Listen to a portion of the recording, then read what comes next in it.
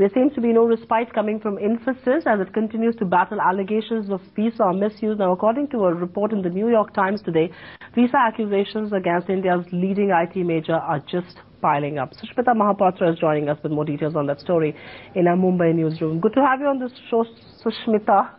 Quite a tongue twister there. What's really happening with Infosys? Their woes don't seem to end at all.